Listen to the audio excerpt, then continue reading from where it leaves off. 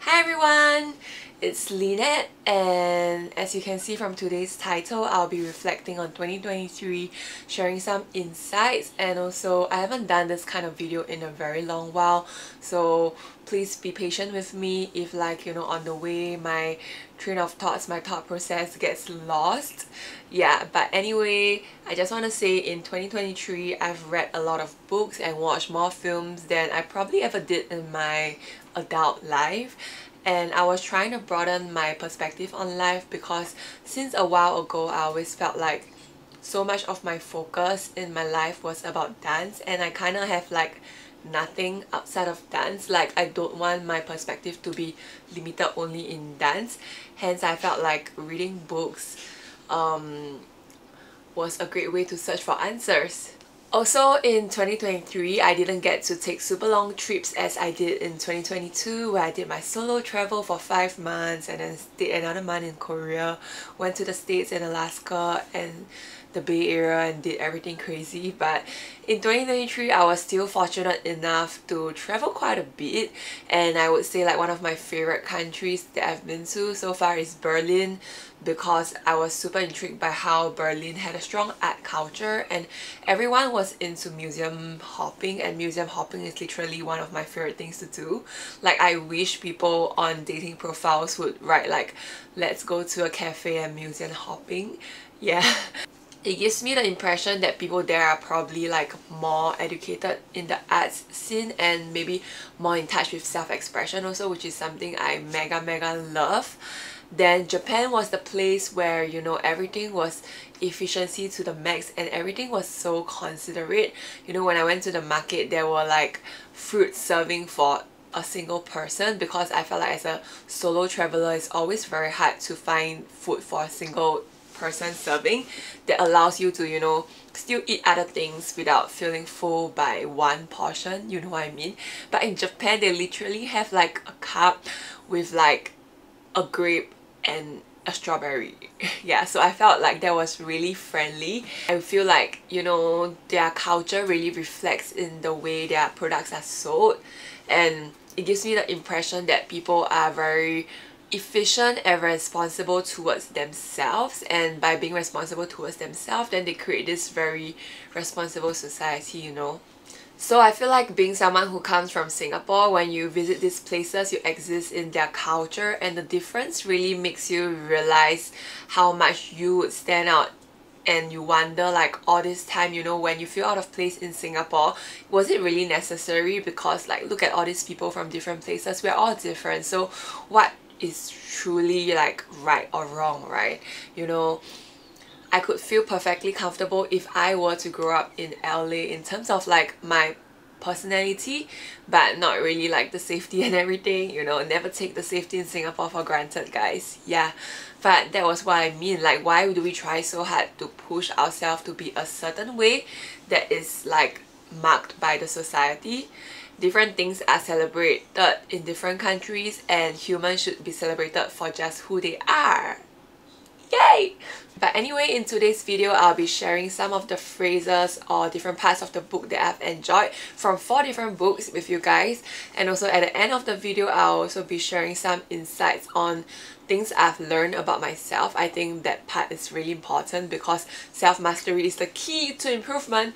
Yeah, and I feel like we need to know what we are, who we are at this point. And of course, there is not so much of being a better human, but really like the understanding of yourself in accordance to who you want to be and the version of yourself that serves yourself best at this point. So the first book I'm going to share is called Repotting Your Life: How to Reframe Your Thinking, Reset Your Purpose, and Rejuvenate Yourself Time and Again. I think with time and different things that we experience through life, you know, the titles that are drawn to us are always kind of like reflective. It's like the type of music that you listen to at different phases of your life, right? It's kind of reflective of the things you're going through. So I guess like when I borrowed this book, I felt kind of stuck and in terms of my mindset, and that's why I wanted to kind of like report my life and find a new way of going around things.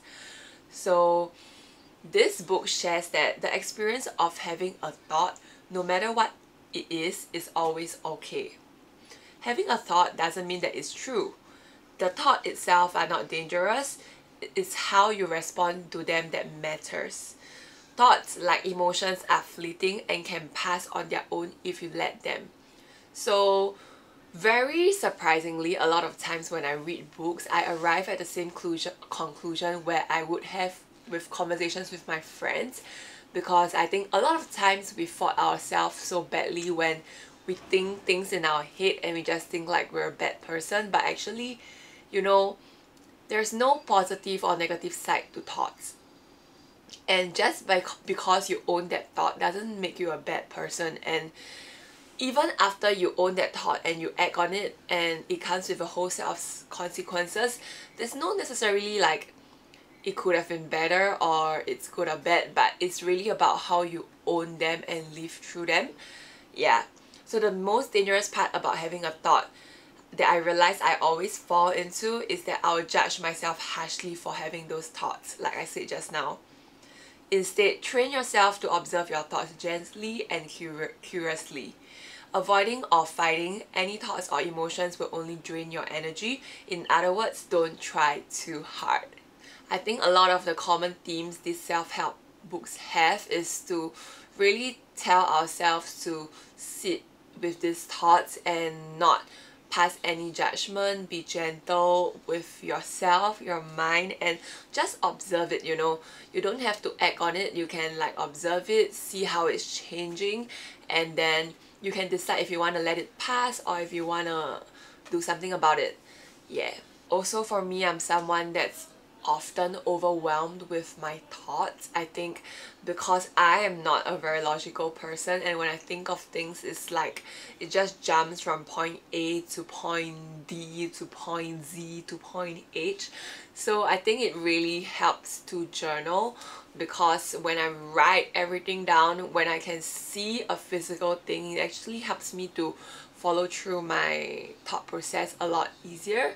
So the next book I'm going to share about is called The Big Panda and the Tiny Dragon, and it's an illustration about how their friendship blossoms and different quotes on how you can support each other, and I really like it because it's really light-hearted and it's really cute. Yeah, I would recommend you guys to read it, and it's really short and it's easy to read.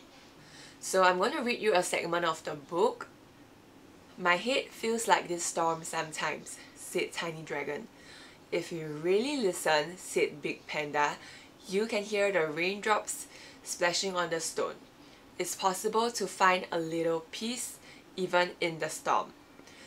So firstly, it's very beautifully written. I love it, and I think it really reflects how, you know, when we're overwhelmed with emotions and thoughts or whatever, be it if you're big on your feels or you're like a big overthinker, when you're overwhelmed with whatever and anything, it's always possible to quieten down and observe just that one thing. And I think in this case, observing how the sound of the rain splashing on the stone really helps you to feel like you're not overwhelmed, because when you're overwhelmed, it literally means like there's everything and anything but you don't have a thing to pinpoint on. Yeah. And then another part of the book says, "What if I meet people who don't like me or the things I do? You must walk your own path. Better to lose them than to lose yourself." Yeah. I think a lot of times, you know, we're always trying to do both at the same time, and it's really hard to be yourself while trying to keep people who don't align with you. Yeah, this one also really reminds me on how I've already set and decided that my path is going to be different from everyone, or rather the path that this system wants me to end up in.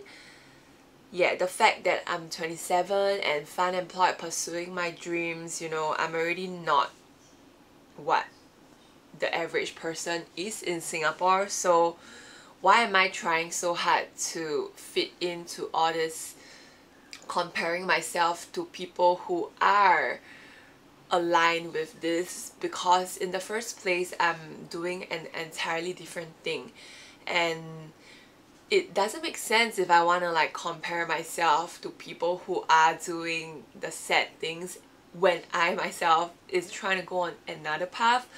Yeah. So another phrase I read from another book that I felt really coincides with this is that comparison is the crush of conformity from one side and competition from the other side. So like I mentioned, I'm trying so hard to fit in, yet like I want to be better. Comparison says, be like everyone else but better.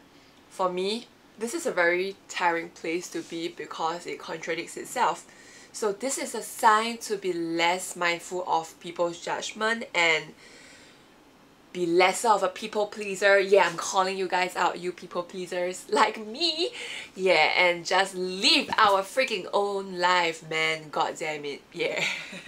The next book that I'm going to talk about is called Atlas of the Heart by Brené Brown. I shared this book with a lot of my friends because I felt like, especially for the ones with the big feels and trying to like regulate or make sense of all these things, this book is really helpful for me. It talks about emotion granularity, which is the ability to accurately recognize and label emotions.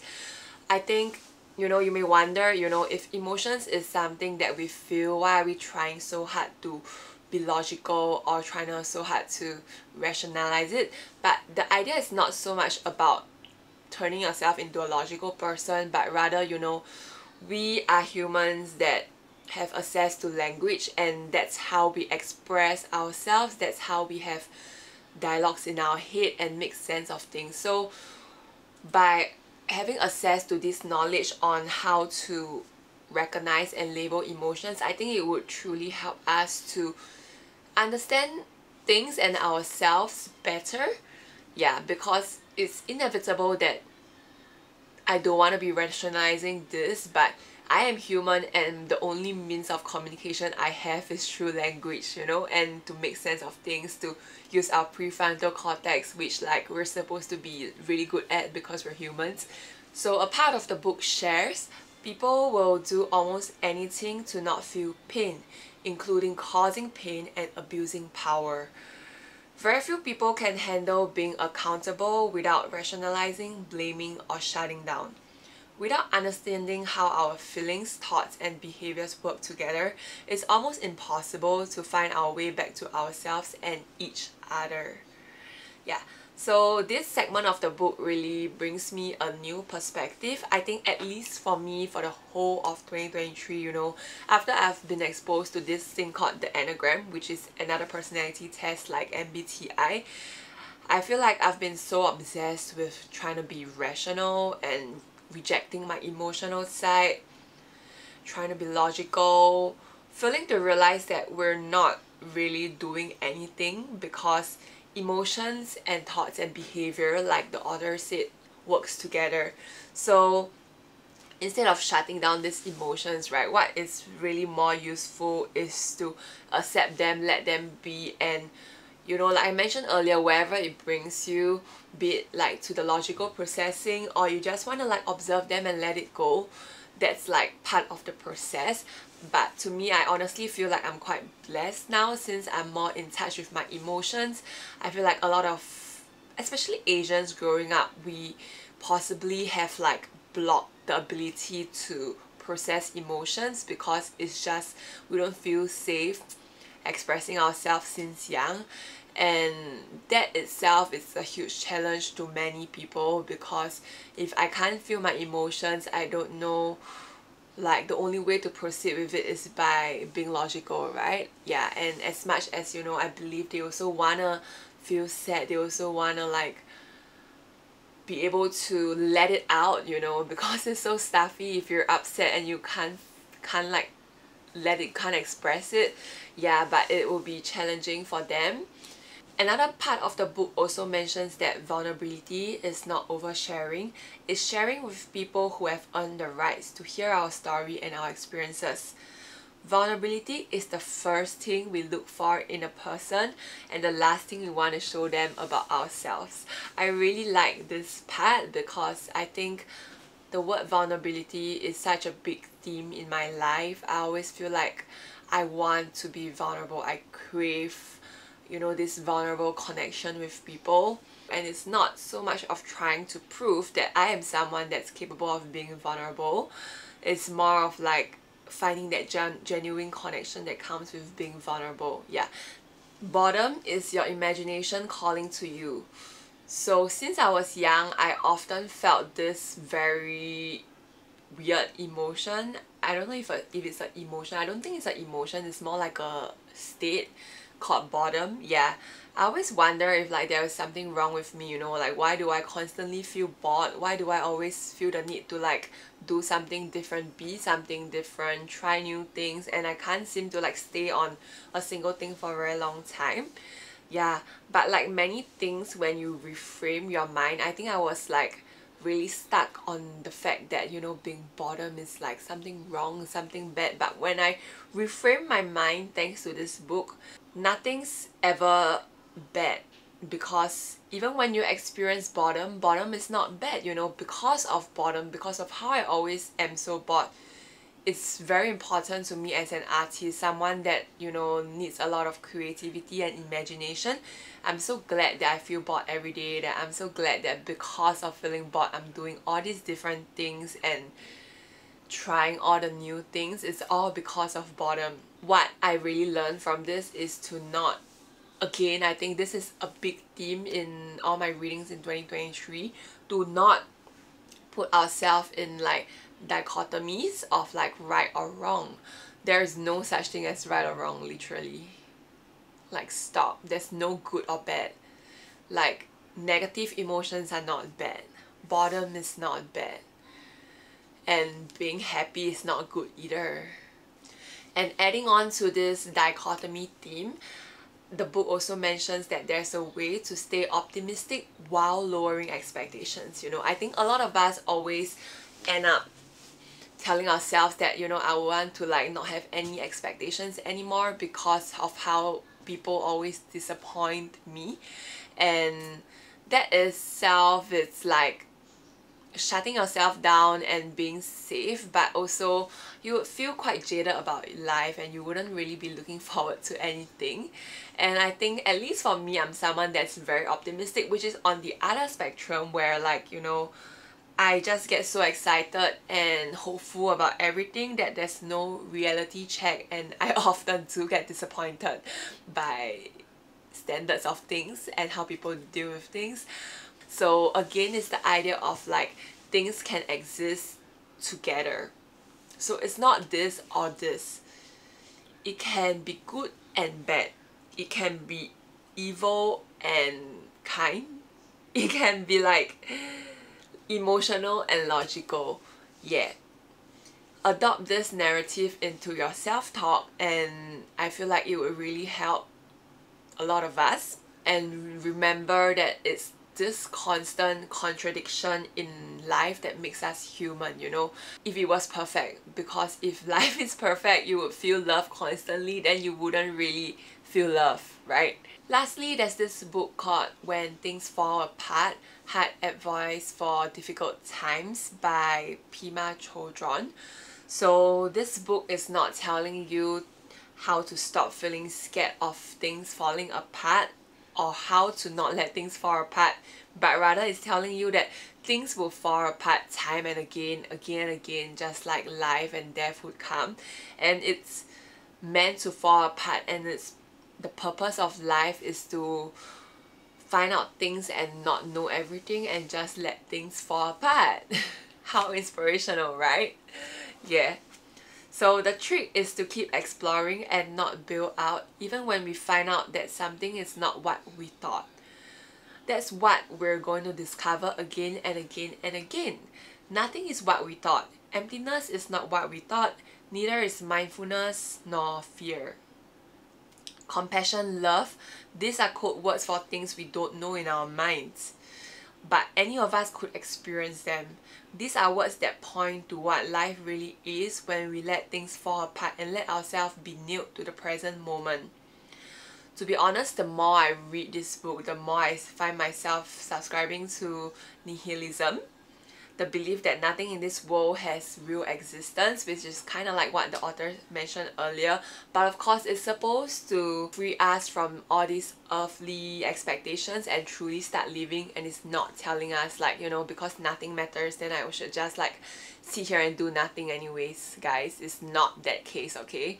This is the end of 2023, it's the 2023, it's the start of 2024.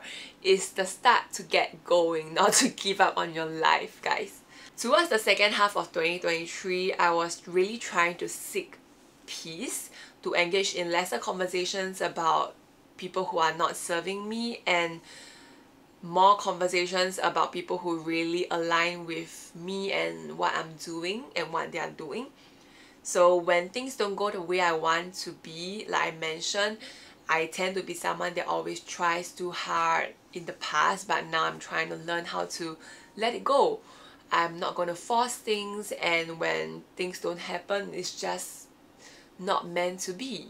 Things falling apart is a kind of testing and also a kind of healing. We think that the point is to pass the test or to overcome the problem, but the truth is things don't really get solved exactly. Why are we trying so hard to be problem solvers? This brain needs to stop. This way of thinking needs to stop. They come together, things come together, and it supposedly seems like the problem is solved, but things fall apart again, you know. It's just like that. The healing comes from letting those things go and let them be room for all these things to happen. Room for grief, for relief, for misery, for joy. Letting there be room for not knowing is the most important thing for everyone.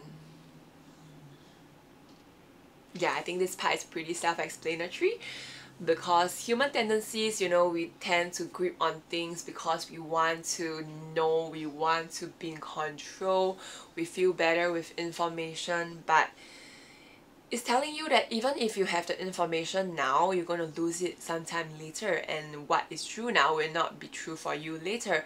Even the version of yourself that you know now, it's not going to be who you are later. So why do you try so hard to cling on these things? Why do you like let these things stop you? Could our minds and our hearts be big enough just to hang out in that space where we're not entirely certain about who's right and who's wrong? Could we have no agenda when we walk into a room with another person, not knowing what to say, not make that person wrong or right? Could we see, hear, feel other person as they really are? It's powerful to practice this way because we'll find ourselves continually rushing around to try and feel secure again, to make ourselves or them either right or wrong. But true communication can only happen in that open space. And lastly, the last part of this video is just some self-reflection on things that we've learned about ourselves. I think it's really important to, you know, at different checkpoints, ask ourselves, who are we right now and who are we trying to be in the near future? Because self-mastery is key. When you know who you are, you have the right values and you can make decisions faster, you know your boundaries faster, and everything just is easier when you know yourself better. Yeah, so for me, I learned that I need and I love finding meaning in things. Also, my spontaneity allows me to turn every thought into a possibility. So I realized I always have this strength since young, but I never really tap on it or like make it work well for me, because it's truly a superpower that not everyone has. And being spontaneous, it's really, I realize a lot of people fear being spontaneous because they fear change, but for me, I love changes, I embrace changes, I love adapting. So I think I really need to like zoom in on this and make it triple my strength. Also, I want to learn how to stay in more neutral energy zones and not be high all the time. If not, I'll feel disconnected with myself. Because since young, I think, you know, a lot of times it's just identifying that since young we may have developed different mechanisms to cope, and this is why we're behaving a certain way now, and that's totally fine, because now I decided that being high all the time doesn't serve me. I'm not trying to like impress on people that I'm someone very lively or bubbly. So I want to learn how to regulate my feelings better, so I wouldn't be afraid to tell people when I'm down, because I feel like a lot of times it's scary to tell people that I'm down, especially when I'm always happy, you know, almost as if like I'm not letting myself be scared, and I'm afraid that people would judge me, people would not be ready to receive my sadness. So this year, 2024, I really want to try to be on a more neutral energy level. Whether or not I'll still be as bubbly and hyper and cheerful, I think I will be. Yeah, but it's like, it should be genuine, it shouldn't be fake or like trying to prove a certain impression on people. Lastly, I learned that as much as the narrative I give myself has been, you know, I don't need no one, I'm an independent woman, it's because I'm so afraid that when I need someone, no one is there for me. I'm so afraid of that feeling. That's why I give myself this narrative. But it's alright, because I learned that I really love my friends so much, I really value them so much, and they have given me so much that it makes me feel that it's safe to rely on them. And it's also a big lesson that I need to learn, to trust people and rely on people. Yeah, it's like sometimes being independent is a scam, because it's not that you're independent, it's because you don't know how to trust people. I hope this video inspires you in some way to have more conversations with yourself, to get yourself to know yourself a little better, love yourself a little more, and let's all be our own homes and take good care of ourselves. I hope 2024 is the year where we can find clarity and where our energy is focused and we're no longer all over the place.